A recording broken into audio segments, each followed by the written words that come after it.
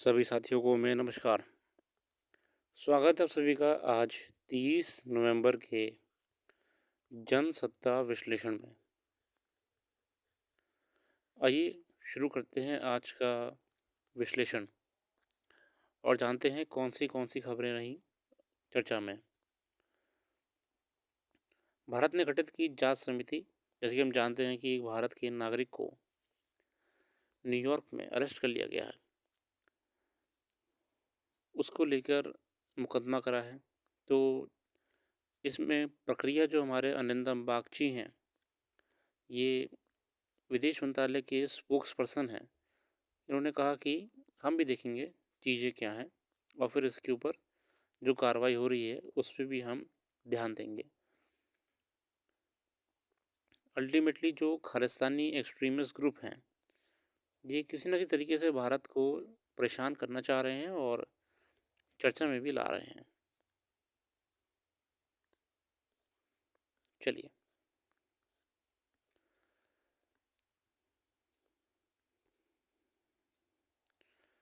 ये आर्टिकल उत्तरकाशी को लेकर है। जो टनल है ये ठीक है, अच्छा लगा, मगर इतना कुछ खास नहीं है।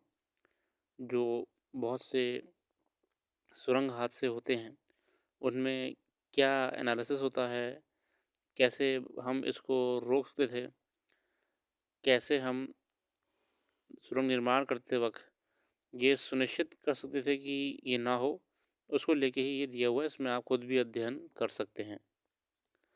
हम आते हैं जलवायु के मिजाज पर नज़र। ये लेख बेसिकली क्लाइमेट चेंज को लेके कहा जा रहा है। हाल के वर्षों में भारत सहित दुनिया भर के देशों में जलवायु परिवर्तन के कारण मौसम के मिजाज में बदलाव आ रहा है, जिसके बाढ़, सूखा, चक्रवात और भूकंप जैसी प्राकृतिक आपदाओं की आवृत्ति और तीव्रता बढ़ रही है। इन आपदाओं से देशों की अर्थव्यवस्थाओं और लोगों के जीवन पर गंभीर प्रभाव पड़ा है। इसलिए जलवायु परिवर्तन से जुड़े जोखिम और अवसरों को समझने और उनसे निपटने के लिए अब सभी देशों को प्रयास करना होगा।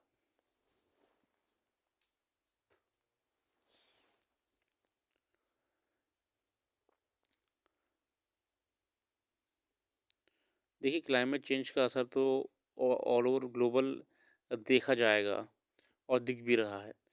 जलवायु सेवाओं के लिए वैश्विक ढांचे यानी GFCS की स्थापना वर्ष 2019 में जेनेवा में कोप तीसरे में करी गई थी। विश्व जलवायु सम्मेलन जो होता है आपका, यह वैश्विक स्तर पर सरकारी सरकारों और संगठनों को एक साथ लाने वाली एक अंतर्राष्ट्रीय पहल थी। GFCS राष्ट्रीय और अंतर्राष्ट्रीय दोनों स्रोतों से उच्च गुणवत्ता वाला जलवायु आंकड़ा एकत्र करेगा। ये आपको मैं बताऊँ आसान भाषा में क्या है। एक ग्लोबल क्या डेटाबेस, एक ग्लोबल डेटाबेस, एक ऐसा डेटाबेस जो सभी देशों से इनपुट लेगा और एनालाइज करेगा कि कैसे हम आपदाओं से नियंत्रित कर सकें या फिर कैसे उनके असर को कम कर सकें जो उनका प्रभाव हो सकता है, और क्या क्या सॉल्यूशंस हैं इन प्रॉब्लम्स में, जो कि एजेंसीज़ को अगर कोई आपदा आ जाती है तो टैकल करने में मदद हो सके। एक्सपीरियंस शेयरिंग, ठीक है। इस डेटा के माध्यम से द्विवार्षिक मौसम द्विवार्षिक मौसम दीर्घवार्षिक मौसम और जलवायु परिवर्तन संबंधी पूर्वानुमान की पृष्ठभूमि तैयार की जाएगी। उसका एक मानचित्र बनाया जाएगा और प्राकृतिक तौर पर दशक के आधार पर एक पूरा ढांचा तैयार करके इसे विभिन्न हितधारकों से जोड़ा जाएगा। डेटा को बेसिकली क्या करेंगे ना, डेटा को स्टडी करेंगे कि पिछले 10 साल से या पिछले 5 साल में मान लो कि आप USA में हरिकेन्स आ रहे हैं, टाइफून आ रहे हैं, टोर्नाडो आ रहा है, कुछ भी आ रहा है। इनमें फ्रीक्वेंसी क्या है, कितने दिनों के अंतर पे आ रहे हैं, कितने महीनों के अंतर पे आ रहे हैं। अगर ऑस्ट्रेलिया में कोई समस्या आ रही है, अगर ऊपर यूरोप में गर्मी पड़ रही है, डेटा लेंगे हर चीज़ का, उससे प्रिडिक्शन करेंगे, उससे एनालिसिस करेंगे चीज़ों को लेकर, ठीक है, और एक फ्यूचर में रेडी रहेंगे। इसका उद्देश्य जलवायु परिवर्तन के प्रभावों को कम करने के लिए लोगों को जलवायु सूचना और सेवाएं प्रदान करना है। इसका प्रमुख लक्ष्य जलवायु सूचना और सेवाओं की गुणवत्ता और पहुंच में सुधार करना। National framework for climate services जलवायु सूचना और सेवाओं के उत्पादन को अलग अलग स्तर पर सभी हितधारकों को समय पर उपलब्ध कराकर उन्हें जलवायु परिवर्तन की घटनाओं से लड़ने और उनके अनुरूप ढलने में सक्षम बनाएगा।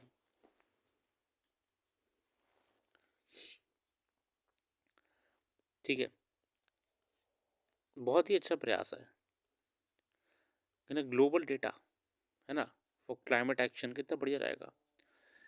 जलवायु प्रभावित होने से कृषि प्रभावित होती है और कृषि प्रभावित होने से खाद्य सुरक्षा एवं पूरी खाद्य श्रृंखला पर असर पड़ता है ना। हम लोग जानते हैं ये इतना क्यों करा जा रहा है, ताकि हम उस डेटा स्टडी कर पाएँ और जान पाएँ कि क्लाइमेट चेंज का अगर मान लीजिए कोई एक्टिविटीज़ हो रही हैं तो उसका असर पूरी चीज़ों पे पड़ रहा है।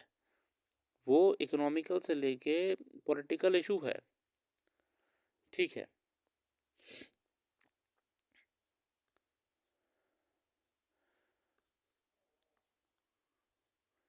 जल परिवर्तन को रोकने के लिए उसे उत्पन्न चुनौतियों से निपटने के लिए मौजूद एजेंसियों में परस्पर समन्वय नहीं है।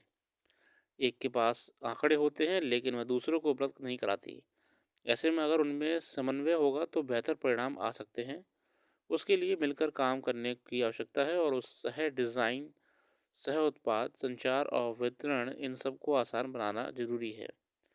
इसमें केंद्र और राज्य और अन्य विभिन्न एजेंसी शामिल होंगी, जैसे जल विज्ञान, बिजली, नवीकरणीय ऊर्जा, परिवहन, बांध, सिंचाई और स्वास्थ्य संबंधित एजेंसियां आदि।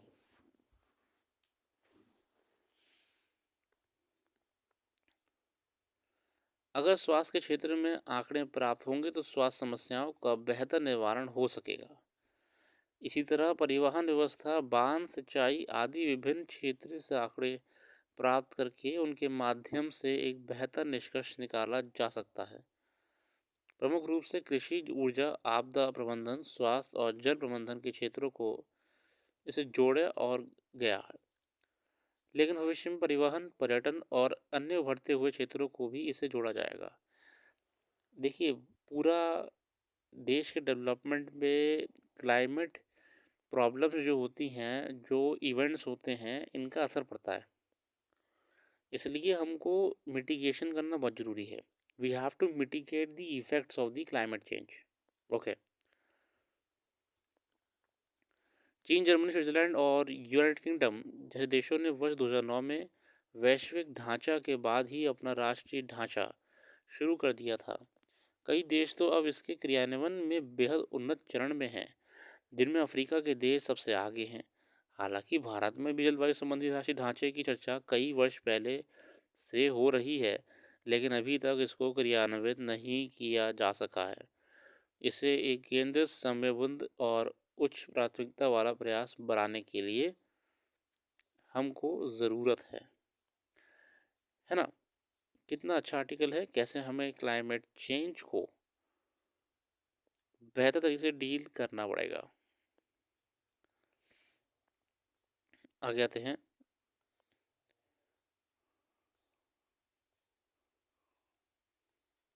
ये सुप्रीम कोर्ट का आर्टिकल था, बेसिकली वो एक आर्टिकल, सॉरी, ये सुप्रीम कोर्ट ने एक टिप्पणी की थी कि केरल में क्या हो रहा है। राज्यपाल जी को थोड़ी सी फटकार लगाई थी। आर एन रवि साहब हैं, वो बहुत लंबे समय से जो विधेयक होते हैं, आप जानते हैं कि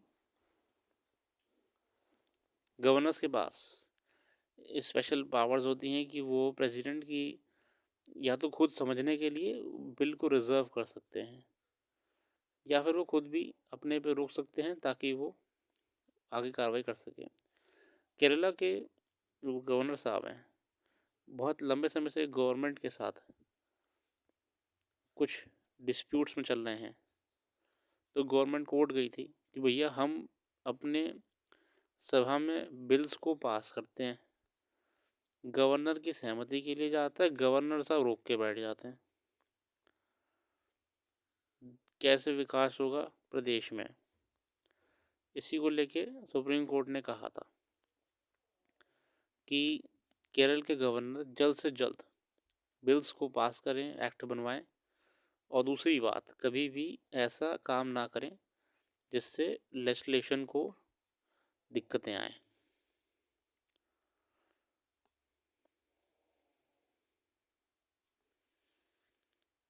आगे बढ़ते हैं।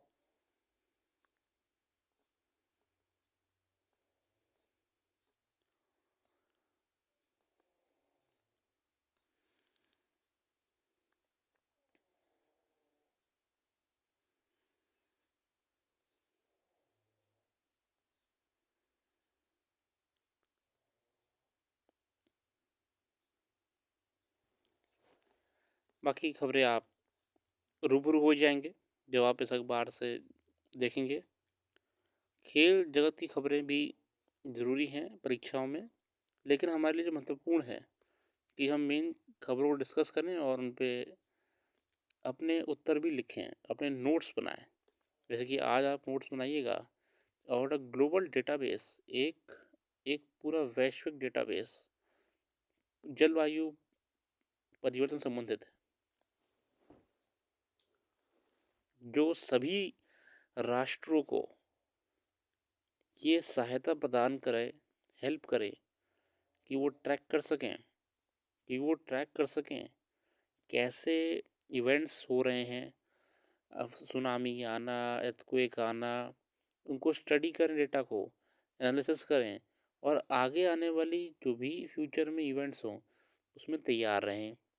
अपनी पॉलिसीज़ जो राष्ट्र हैं उसी हिसाब से बनाएं और सभी मिलके काम करें।